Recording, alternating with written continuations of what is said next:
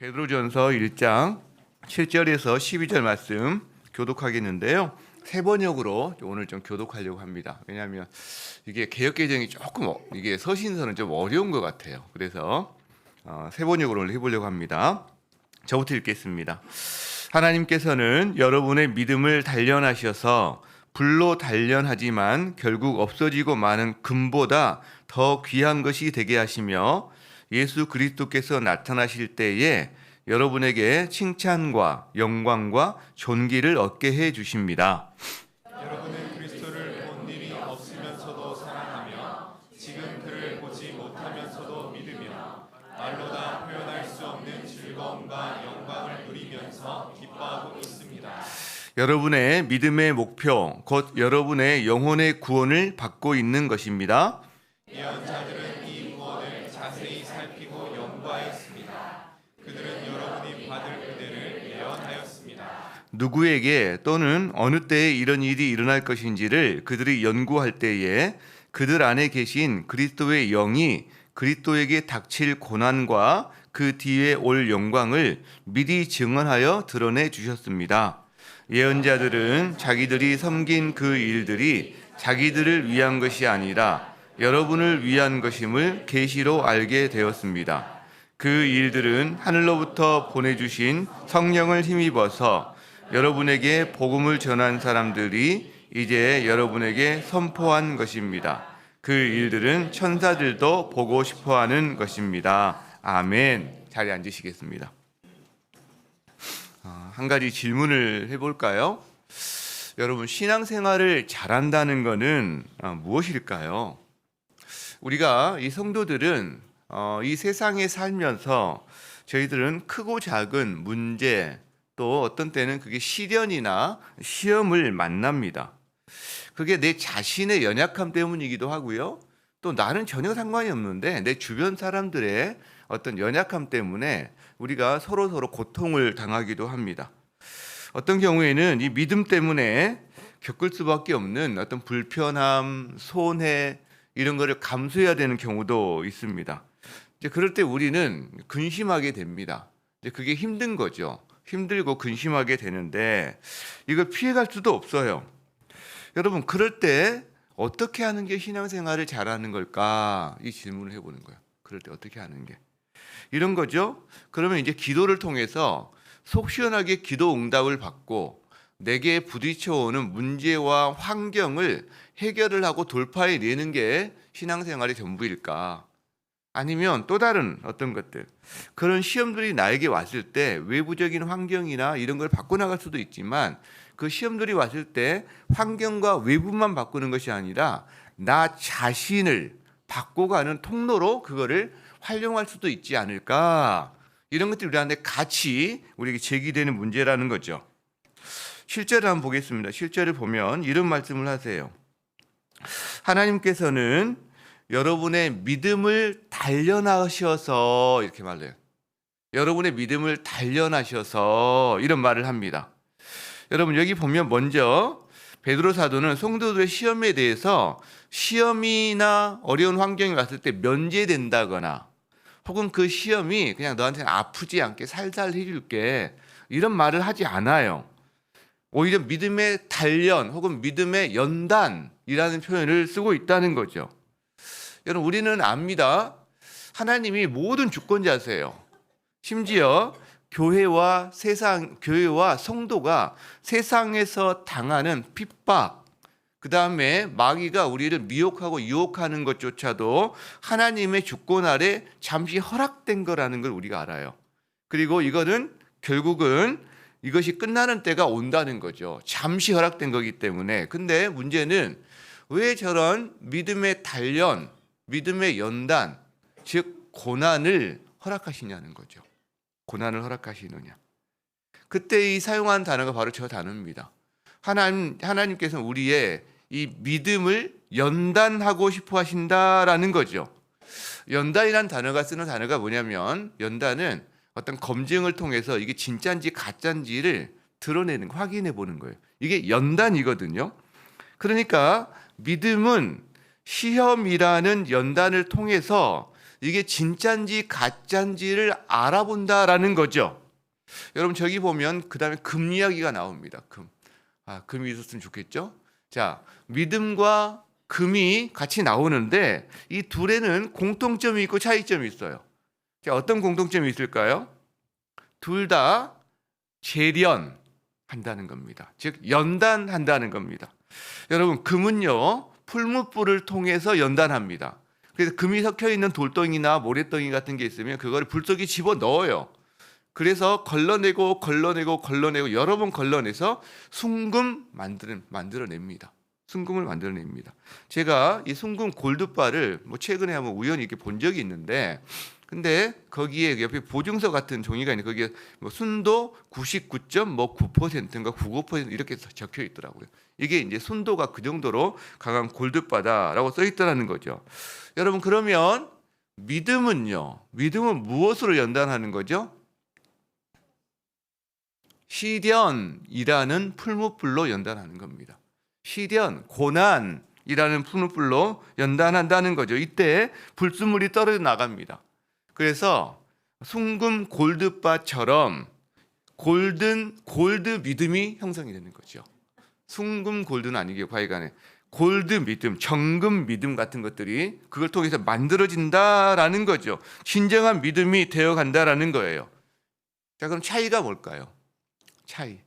차이는요, 금과 믿음 중에서 어느 게 더 귀하냐의 차이입니다. 어느 게 더 귀할까요? 역시 아직 여러분 새벽이라 정신이 덜 들어오셨군요. 세상 사람들은 그렇게 말 안 합니다. 우리는 그렇게 이야기하죠. 왜냐하면 여러분 금은요 결국 달아 없어져요.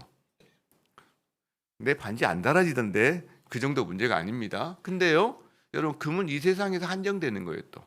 근데요 믿음은요 예수님이 오실 때까지 유효합니다. 그 예수님이 오셨을 때 그 믿음을 통해서 우리가 칭찬과 영광과 존귀를 받게 됩니다. 여러분 연단 없는 믿음 생활이 없어요. 평소에는 잘 드러나지 않던 것들이 불순물들이 이 연단, 시련을 통해서 드러나게 된다라는 거죠. 그래서 여러분 시련 속에서 진짜 믿음, 진정한 믿음이 드러날 때 그때 주님이 기뻐하신다는 거예요. 왜? 이때 우리는 이 진정한 믿음을 통해서 예수 그리스도와 진정한 사귐으로 더 가까이 나아가게 되거든요. 주님과의 관계가요, 주님과의 친밀함이요, 주님과의 교제가요 점점 생생해진단 말이죠. 그냥 내가 나는 순도 80%야, 나는 90%야, 95% 이걸 자랑하기 위한 게 아니라 진정한 믿음일수록 그 믿음을 통해서 그리스도와의 관계가 더 생생해진다라는 거예요. 왜? 주님은 그런 살아있는 진정한 믿음을 찾으세요. 여러분 이 땅에서 우리는 성장한다는 게 어떻게 보면 이 믿음이 정말 정금처럼 더 되어가는 과정이다라고 말할 수 있다는 겁니다. 여러분 그래서 우리가 받는 주님이 오시는 날 우리의 믿음을 통해서 칭찬과 영광과 존귀를 받게 한다고 그랬는데 그걸 우리가 다른 어떤 걸로 이해할 수도 있지만 오늘 이 맥락에서 이해를 해본다면 여러분 우리가 주님 앞에 받을 칭찬이 뭐예요? 내가 주님 누구를 도왔어요. 이런 것도 칭찬받을 수 있겠지만 우리 안에 시련을 통해서 단련된 믿음, 여러분 이게 주님 앞에서 우리 칭찬받지 않을까요? 주님 앞에 가지고 왔을 때 우리가 무슨 영광을 드러내겠어요? 여러분 다 껍데기뿐인 영광들이고 다 불에 타서 없어질 것들이지. 그죠? 근데요 우리가 그 고난의 한복판 풀무불 같은 고난 속에서도 주님을 붙잡고 정말 순금처럼 우리가 단련되었던 그것이 하나님이 우리에게 그 자체가 우리에게 영광인 거죠. 진정한 믿음 자체가 하나님 앞에서 유일하게 내세울 수 있는 또 주님이 주시는 영광인 거죠. 그게 존귀인 거죠. 여러분 그래서 이 믿음 자체가 우리에게는 칭찬과 영광과 존귀로도 작동을 한다라는 거예요. 그걸 받게 된다라는 거죠. 그렇다면 우리가 다시 질문해 볼 수 있습니다. 무엇이 성공한 신앙생활일까? 무엇이 성숙한 신앙생활일까? 자, 시련이 없는 것, 풀무불 같은 고난이 없는 것, 그리고 그거를 최소화하는 것, 여러분 그것만이 아닐 수 있다라는 거죠. 문제와 그다음에 내 주변을 둘러싸고 있는 어려운 환경이 그냥 다 약해지거나 없어지는 것, 이것만이 아닐 수 있다라는 거죠. 오히려요, 우리 가운데 계속해서 시련이 왔을 때 그걸 통해서 우리가 오히려 믿음이 연단되어서 진실한 믿음으로, 거짓 없는 믿음으로 성장해 가고, 그 고난 속에서 주님을 붙잡고, 주님, 은혜 없이는 살 수 없습니다. 그러면서 우리가 깨끗한 믿음으로 만들어져 가면서 생생하게 주님과 교제하고 친밀해져 가면서 주님을 바라볼 때 주님을 닮아가고, 그리고 주님을 향한 사랑이 더 뜨거워지고, 여러분, 이런 것이 오히려 더 성장하는 성숙한 신앙생활일 수 있다라는 거예요. 그런 사람은요, 주님을 만난 날이 가까울수록 성경의 표현에 의하면 겉사람은 우리가 쇠하여지지만 속사람은 날로 새로워진다라는 표현이 뭔지를 경험하게 된다는 거죠. 그럴 때 여러분, 속사람이 뭘로 새로워집니까? 결국은 우리가 이 시련을 통해서, 믿음의 단련을 통해서 우리의 믿음이 정금같이 나오게 되는 거다라는 거죠. 자, 이 진정한 믿음에는 특징이 있어요. 한 8절을 한번 보겠습니다. 8절. 이거 한번 같이 읽었으면 좋겠어요. 우리의 고백이 됐으면 좋겠어요. 이게 소아시아 형제들의 고백이었단 말이죠. 어떻게 보면 같이 읽습니다. 시작. 여러분은 그리스도를 본 일이 없으면서도 사랑하며 지금 그를 보지 못하면서도 믿으며 말로 다 표현할 수 없는 즐거움과 영광을 누리면서 기뻐하고 있습니다. 여러분, 아시아인 형제들을 보니까 예수님을 사랑해요. 그리고 예수님을 믿으면서 놀라운 기쁨을 누리고 있어요. 이게 이 베드로의 눈에는 기이하기도 하고요, 대견하기도 한 것 같아요. 실제로. 왜냐하면 우리가 이 아시아의 형제들과 베드로를 대조해보면 알 수 있는데, 여러분 보세요. 베드로는 예수님을 보았어요. 근데 아시아인 형제들은요, 예수님을 못 보았어요. 근데 둘 다 예수님을 사랑해요. 베드로는 심지어 변화산에서 예수님의 영광스러운 모습도 본 사람입니다. 그러니까 그게 너무나 생생한 거죠, 사실은. 그러니까 지금 마치 예수님을 보는 것처럼. 근데 아시아인 형제들은요, 지금도 예수님을 못 봐요. 본 적도 없고 지금도 못 봐요. 근데 어떻게 하느냐? 이들은 동일하게 둘 다 기쁨으로 충만해요. 주님과의 이 사랑의 교제에서 오는 기쁨, 즐거움, 이것을 다 누리고 있어요. 우리 서로 받은 이 기쁨은 알 사람이 없도다. 주님과 깊은 관계, 사랑의 관계성 가운데서 정말 표현할 수 없는 기쁨이죠. 말로 표현할 수 없는 기쁨. 여러분, 어떤 남녀가 만나서 정말 깊게 서로 사랑하게 됐을 때 이 막 삶의 활력이 돌고 막 얼굴이 갑자기 펴지고 우리가 금방 알아채잖아요. 너 누구 사귀고 있구나, 알아채리는데, 그때 이 기쁨이 말로 표현할 수 없는 기쁨의 한 부분일 것 같아요. 어떻게 보면 그냥 글로 단순히 너무 좋아, 이 정도 갖고는 표현이 안 되는 기쁨들이 있는 거죠. 주님과의 사랑의 교제에서 이 기쁨을 느낀 사람들이 말로 표현이 안 되는 기쁨입니다. 말로 표현이 안 돼요. 그거를 몇 가지 글로 표현이 안 돼요. 여러분 보세요. 성도에게는 시련이 있어요.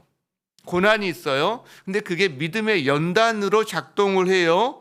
그런데 이게 진정한 믿음으로, 순도 높은 믿음으로, 진짜 믿음으로 이것이 발현돼 갈수록 어떻게 되느냐?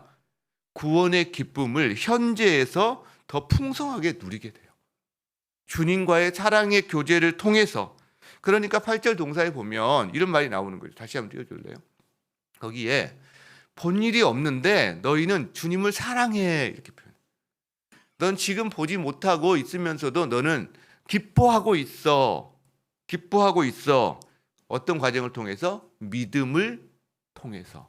지금도 믿음을 통해서 구원을 얻어가는 과정을 통해서 이 사랑을, 그리고 기쁨을 누리고 있다라는 거죠. 여러분, 그래서 우리 성도들의 현재 삶은요, 고난과 시련이 있지만, 이 땅은 기본적으로 고난과 시련의 시기거든요. 정도의 차이는 있지만, 근데 그 상황 속에서 주님과 교제하고 주님을 사랑하고 말로 표현할 수 없는 기쁨을 누려가는 삶, 그게 믿음으로 가능해진다라는 거죠. 그것이 성도의 삶이라는 겁니다. 여러분, 그렇다면 우리가 그런 질문을 해볼 수 있어요. 나는 혹은 우리는 이런 주님과의 사랑의 교제가 있는가? 이런 충만한 기쁨을 나는 누리고 있는가? 그게 있다는데, 그 사랑의 교제가 있다는데, 충만한 기쁨이 있다는데 나는 그것을 아는가, 맛보았는가? 여러분, 이걸 맛보고 아는 사람은 신앙생활이 즐거운 겁니다. 근데 이걸 맛보지 못하고 그다음에 이걸 모르는데 뭔가 봉사해야 되고 헌신해야 되고 헌금해야 되고 뭔가 예배에 막 꾸벅꾸벅 나와야 되고 이제 그게 의무가 되고 율법이 되고 부담이 되고 이제 노래가 바뀌는 거죠. 찬양이 바뀌는 거죠. 무슨 찬양인지 아시죠? 무거운 짐을 나 홀로 지고 견디다 못해 쓰러질 때 이렇게 되는 거죠. 예, 노새가 엄청 이렇게 뭐 올리다 보면 잘 가지만 어느 순간 무게 하나 더 올리면 팍 쓰러지거든요. 그렇게 되는 거죠. 우리 지금 이 기쁨을 주님과 누린 기쁨 알 사람이 없도다. 이 찬양이 아니라 무거운 짐을 나 홀로 지고 때로는 물론 우리가 그 찬양을 부르지만 나쁜 찬양이라는 건 아닙니다, 여러분. 그게 그렇죠? 여러분 소아시아 성도들은요 핍박이 있었어요. 그것도 우리와는 강도가 다른 핍박이 있었습니다. 근데요, 그들은 그 큰 시련 속에서 오히려 주님과의 교제와 기쁨을 누렸어요. 오히려 여러분 역설인 것 같아요. 역설인 것 같아요.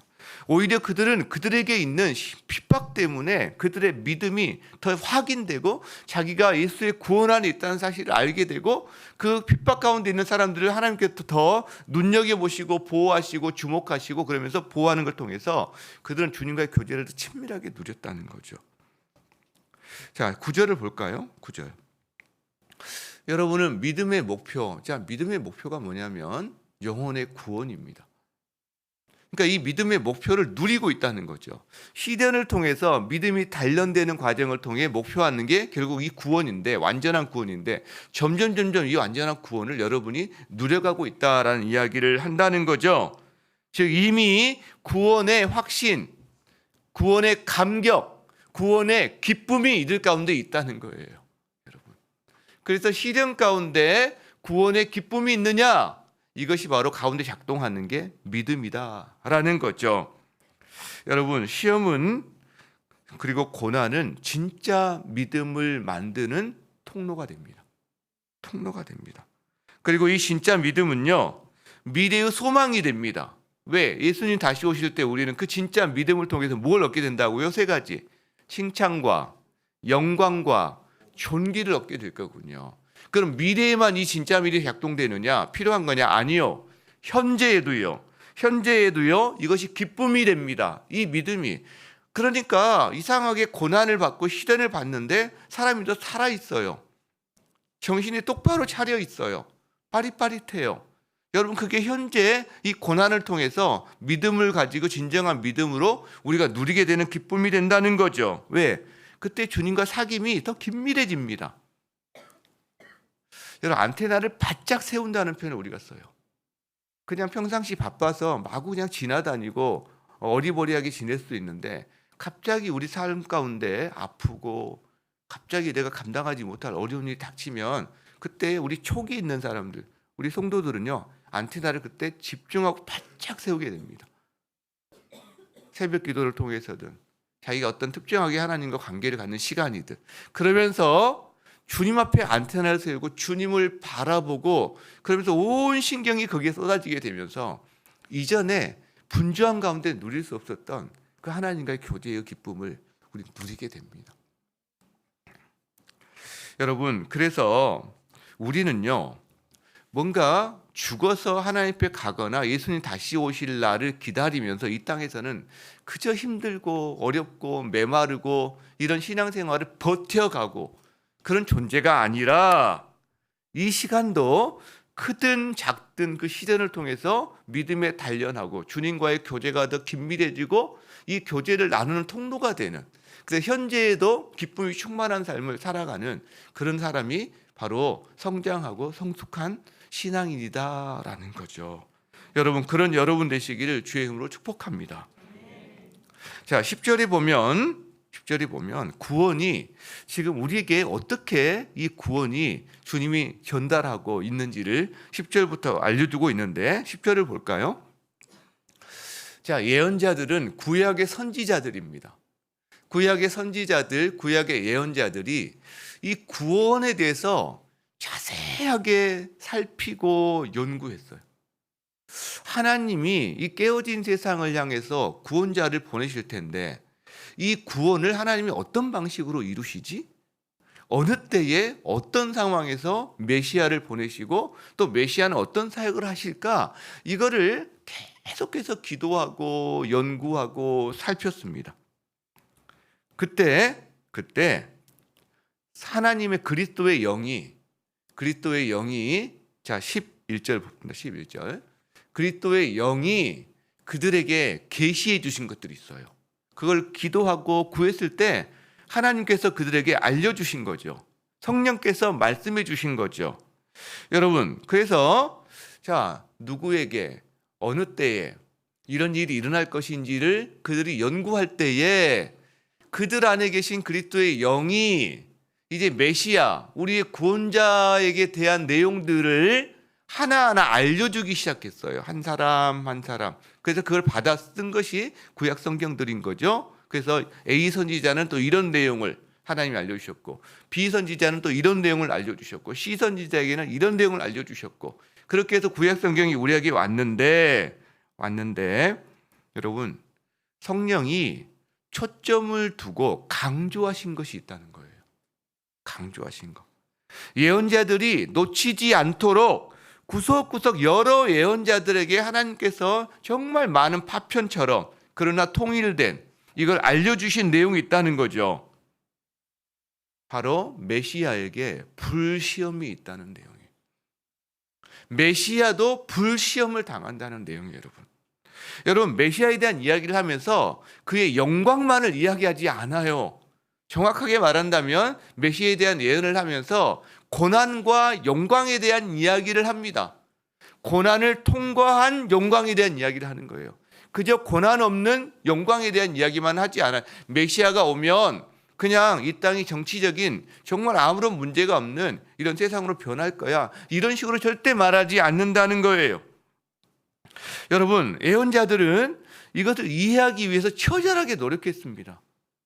자기들의 이 사고방식에서는 아니 구원자가 오시는데 그분이 고난을 받아? 그래서 이게 잘 이해가 안 되는 거죠, 사실은.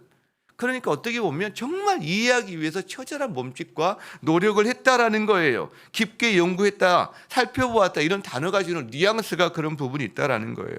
그래서 시편이라든가 이사야라든가 구석구석 있죠.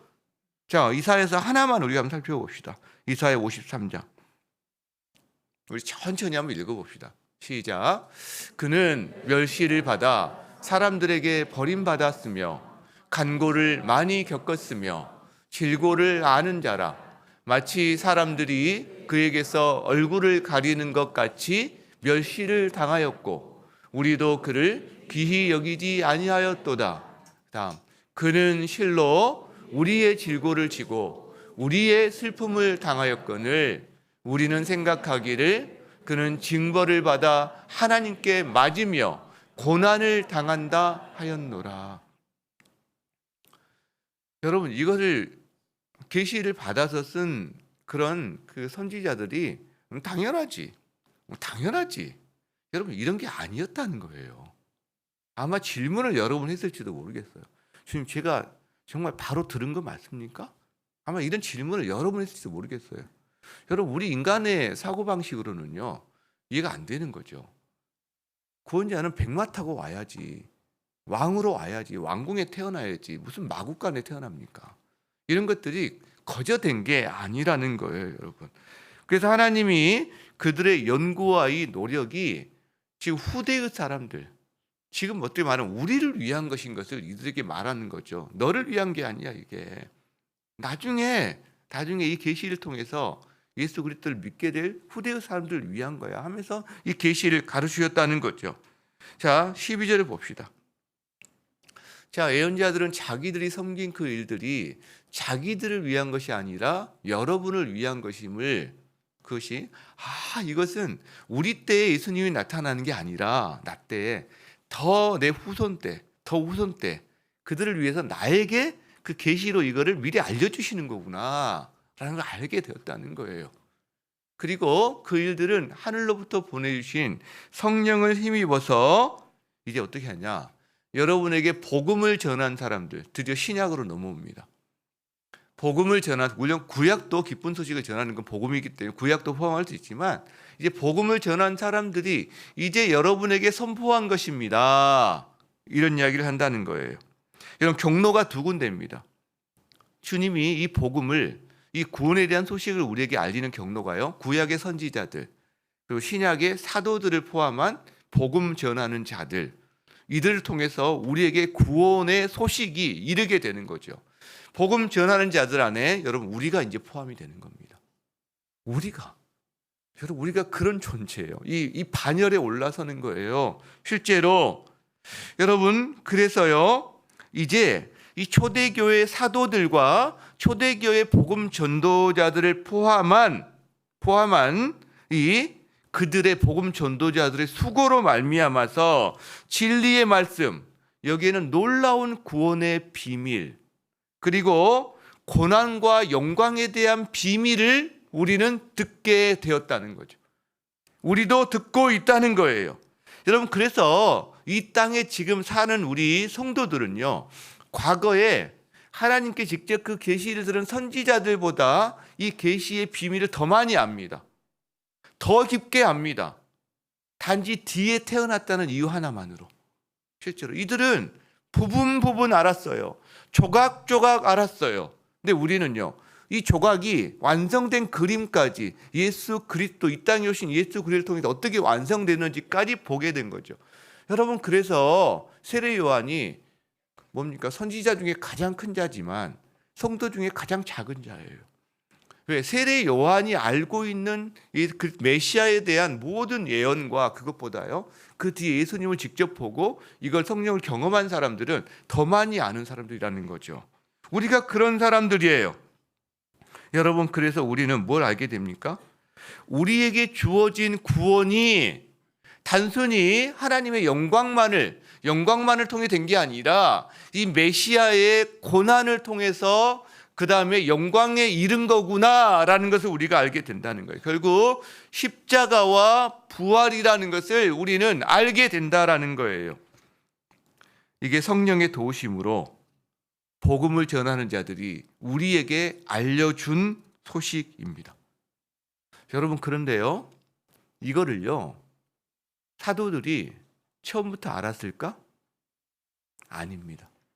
베드로가, 이 편지를 쓰는 베드로가 처음부터 잘 알아들었을까? 아닙니다. 오해가 많았습니다. 예수님이 정말 아끼다가 이제 신앙 고백했을 때 비로소 고난에 대한 이야기를 하는데, 그때요, 여러분, 베드로가 어떻게 반응하죠? 안 됩니다. 예수님 멱살을 붙잡고 막 반대한단 말이에요. 그렇게 되면 안 됩니다. 여러분, 오해가 많아요. 제자들은 예수님이 십자가의 길을, 예루살렘으로 십자가를 지기 위해서 올라가시는 길에서도 그들은 다툽니다. 예수님의 고난에 대한 이해가 그렇게 없는 거예요. 실제로 제자들도, 심지어 수제자인 베드로도 이해가 없어요. 그러니까 엄청난 책망을 받았죠. 그 책망의 핵심 내용이 뭐예요? 사탄아, 내 뒤로 물러가라. 그 책망의 핵심의 내용이 뭐냐면 결국 고난 없는 영광을 추구하도록 예수님을 붙잡았다는 거예요. 예수님, 사탄이 했던 거잖아요. 너 고난 받지 마.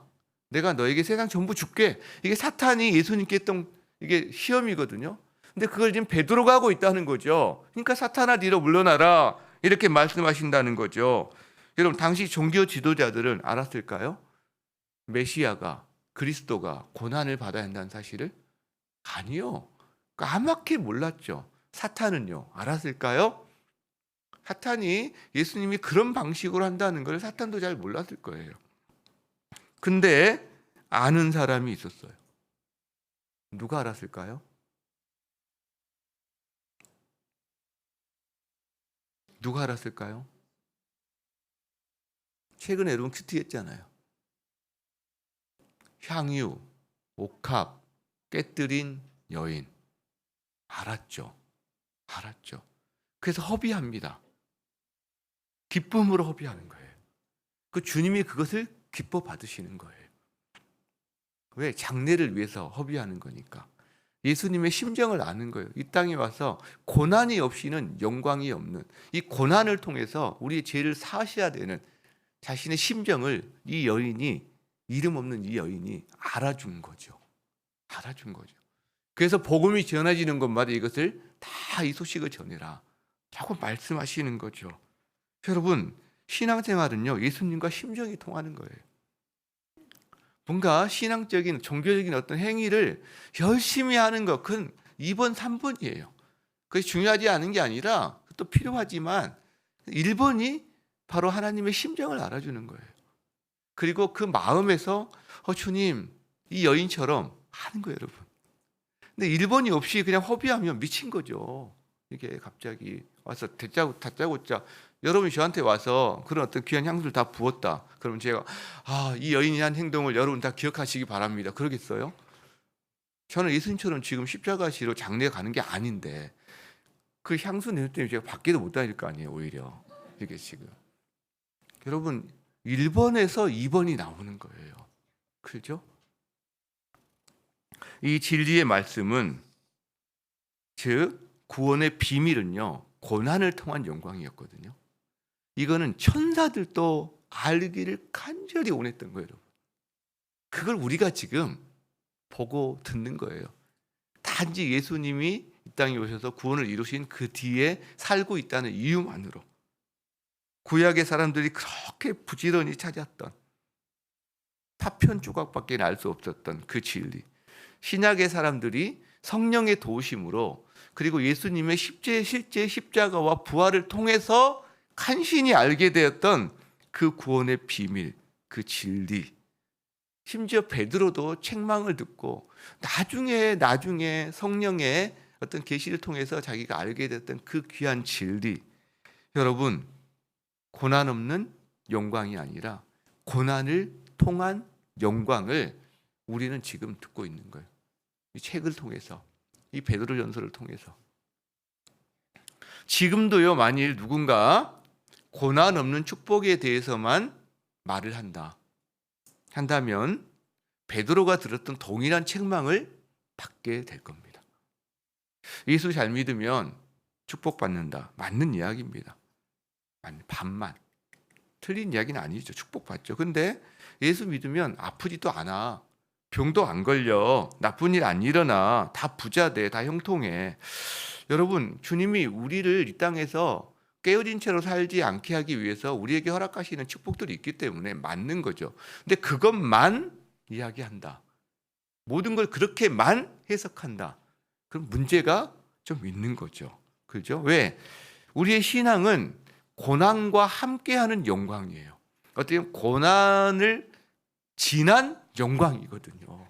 실제로. 시련이 없는 게 아니거든요. 왜? 우리는 예수님의 제자요, 예수님을 따르는 그리스도인들은 예수님이 가신 길을 우리도 따라가는 사람이에요. 근데 예수님이 가신 길이 고난과 영광의 길이었거든요. 그리고 우리도요. 고난과 영광의 길이라는 거죠. 여러분, 우리에게 시험과 고난이 있습니다.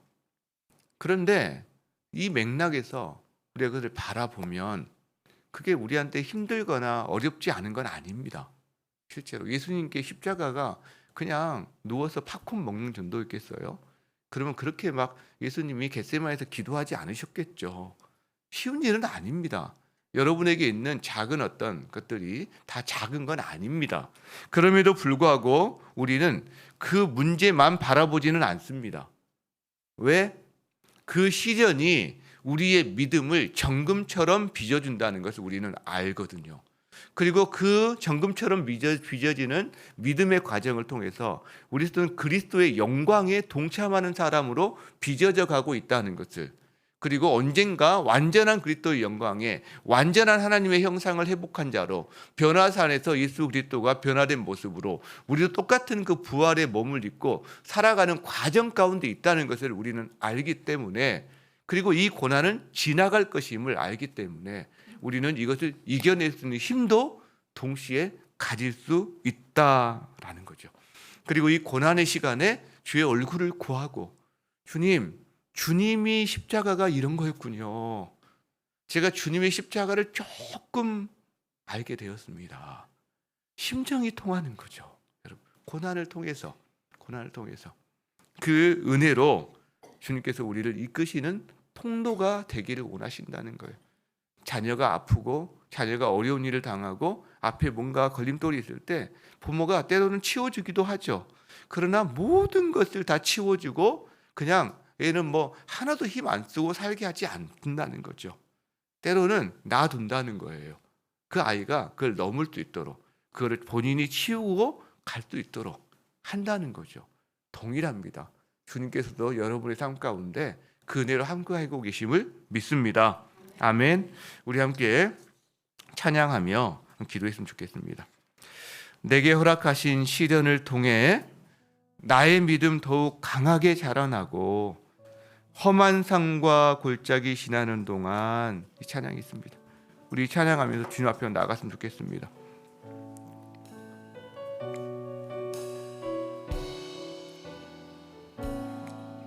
내게 허락하신 시련을 통해 내게 허락하신 시련을 통해 나의 믿음 더욱 강하게 자라나고 더욱 강하게 자라나고 험한 산과 골짜기 지나는 동안 주께 더 가까이 나를 이끄시네. 내가 겪는 시험이 어렵고 힘겨워도 내 주님보다 크지 않네. 내 앞에 바다가 갈라지지 않으면 주가 나로 바다 위 걷게 하리. 나는 믿네. 주의 능력으로 내 삶 새롭게 되리. 나는 믿네. 주의 능력으로 담대히 나가리라. 주와 함께 싸워 승리하리라. 날마다 믿음으로 나 살아. 한 번 더 찬양합니다. 내게 허락하신 시련을 통해 내게 허락하신 시련을 통해 나의 믿음 더욱 강하게 자라나고 더욱 강하게 자라나고 험한 산과 골짜기 지나는 동안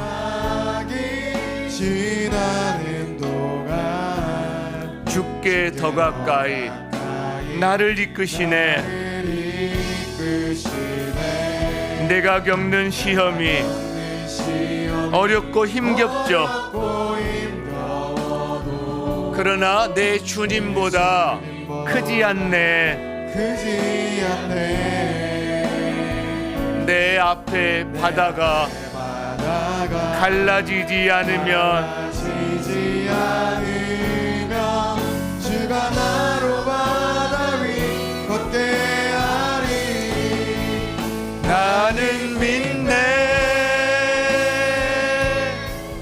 주의 능력으로 내 삶 새롭게 되리. 나는 믿네. 주의 능력으로 담대히 나가리라. 주와 함께 싸워 승리하리라. 날마다 믿음으로 나 살아가. 나는 믿네. 주의 능력으로 내 삶 새롭게 되리. 나는 믿네. 주의 능력으로 주의 능력으로 담대히 나가리라. 주와 함께 싸워 함께 싸워 승리하리라. 날마다 믿음으로 믿음으로 살아가리. 우리 가운데는 고통과 고난의 크기가 다 다르지만 그러나 본인이 감당하기에 너무 힘든 고난의 터널을 지나가는 그리고 지나가고 있는 사람들도 있어요. 여러분 그럴 때 다시 한번 생각해 봤으면 좋겠어요. 쉽지 않은 일이지만 그러나 그때 당신의 아들을 죽음에 내어준 그리스도 하나님 아버지의 그 마음이 우리가 그 고난을 통해서 내가 조금이라도 느껴진다면 하나님과 심정이 통할 수가 있습니다. 그리고 하나님이 알아주실 수 있는 거죠. 내가 너를 안다. 너의 그 고통의 크기 나도 당해봤거든. 여러분 주님이 이 땅에 오신 이유가 그거 아닙니까? 사람이 되어서 우리가 당하는 아픔, 고통, 시련을 주님은 다 당해보셨어요. 여러분 우리 가운데 누가 십자가의 못을 못 박히는 걸 경험해본 사람이 누가 있습니까? 주님처럼. 그 하나님이신 분이 자기 자신을 목숨까지 다 내어준 여러분 그 고통을 경험해 본 사람이 누가 있고 자기 아들을 십자가에 내어준 아버지의 고통을 대신 다른 사람을 위해서 죽어주는 자기 아들을 죽이는 그 고통을 당해본 사람이 우리 가운데 누가 있습니까? 많지 않죠. 여러분 그래서 우리의 그 고통이 주님의 고통을 조금이나 이해하는 통로가 될 때 우리는 주님과 기쁨 사랑의 교제를 나눌 수 있는 사람이 됩니다. 그리고 그때 우리에게는 말할 수 없는 주님 이렇군요 그 마음이 찾아올 때 우리 속에 주님과의 긴밀한 교제가 형성이 되고 그걸 통해 세상을 살아가는 힘을 얻게 됩니다. 여러분 그래서 우리에게는 시련과 고난이 그저 단순한 시련과 고난이 아니에요. 거기서 여러분 우리가 힘들 수 있습니다. 걸려 넘어져 있을 수 있습니다. 힘들어서 지금 그 자리에 주저앉아 있을 수 있습니다. 그러나 주님의 손을 붙잡으시기 바랍니다. 주님께서 손 내미시는 손을 붙잡고 일어서고 주님과 포옹하시고 함께 다시 한번 담대히 세상을 향하여 나아가고 여러분이 이제 그 아픔을 당한 사람들을 위로해 줄 수 있는 그런 손을 내밀 수 있는 것들을 하나씩 연습할 수 있으면 좋을 것 같아요. 여러분 그 마음으로 우리 한번 주여 외치고 내게 허락하신 시련을 통해서 진짜 믿음으로 주님 하나님 정금 같은 믿음으로 성장해 나아가고 주님 제가 지금 주님을 보지 못하지만 주님을 사랑하며 주님 충만한 기쁨을 누리는 자리에서 있기 원합니다. 이 마음으로 주여 외치며 기도하겠습니다. 주여